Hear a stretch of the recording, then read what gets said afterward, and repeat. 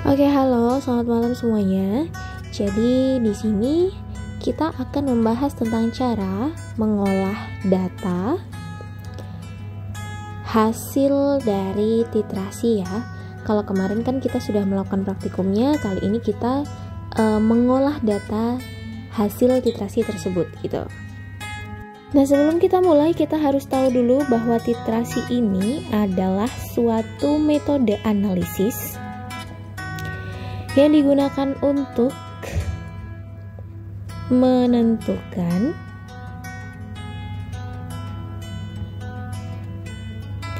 kadar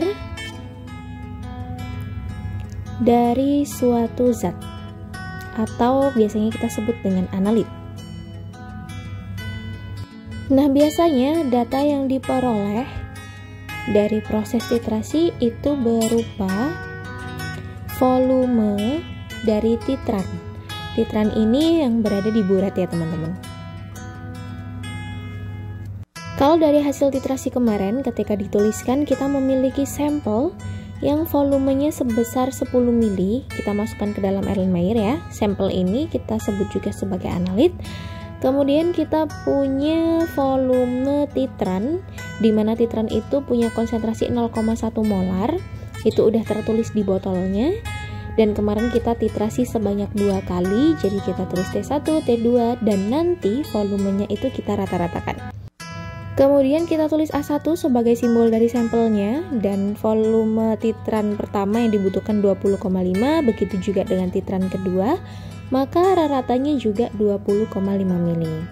Di sini aku garis dulu ya supaya rapi, kita bikin tabel.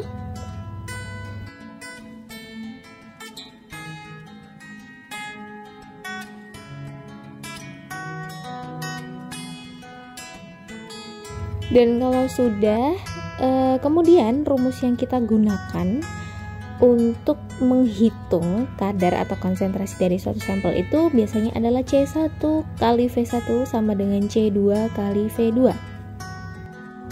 Nah, biasanya rumus ini juga dituliskan dalam bentuk M1 kali V1 sama dengan M2 kali V2. Tapi aku tidak menggunakan M ya, biasanya aku menggunakan C yang artinya adalah konsentrasi, yang mana konsentrasi itu bisa berupa molar, normal, persen, ppm, dan lain sebagainya, kayak gitu ya. Sedangkan kalau M itu artinya adalah molaritas gitu. Jadi kan dia tidak bisa mewakili yang lain gitu. Padahal kan konsentrasi itu tidak semuanya dalam bentuk molaritas gitu ya teman-teman.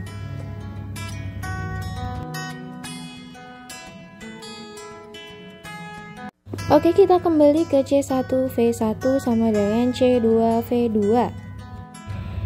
Di mana C1V1 itu kita anggap punya analit ya, sedangkan C2V2 itu punyanya titran. Ini bisa jadi dibolak-balik gitu, tergantung nanti pasangannya. Artinya ketika C itu punyanya analit dan V-nya itu punya analit, maka yang satunya juga C-nya titran, pasangannya juga dengan volumenya titran. Itu yang nggak boleh dibolak-balik, harus satu pasang ya.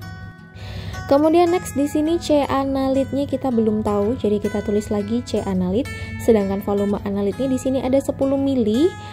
Kita tuliskan di sini 10 mili. Kemudian C titran ada 0,1 molar. Kita tuliskan 0,1 molar dan volume titrannya 20,5 mili. Gitu ya. Kemudian kita selesaikan dengan persamaan matematika biasa, mili dan mili bisa dicoret. Kita tulis kembali C analit dikalikan 10 sama dengan 0,1 molar dikalikan dengan 20,5 M gitu ya. Kemudian kita tulis lagi C analit sama dengan 0, ini 10-nya ditulis lagi, kemudian di sini sama dengan 2,05 M. Kemudian kita tulis lagi C analit sama dengan 2,05 M dibagi dengan 10 ya. Jadi pindah ruas. Maka di sini C analit sama dengan 0,205 M. Kayak gitu. Dan ini hasilnya. Maka jika dituliskan nanti jadinya begini ya. Maka konsentrasi analit yang diperoleh dari hasil titrasi sebesar 0,205 molar. Jadi seperti itu kira-kira. Sederhana kan?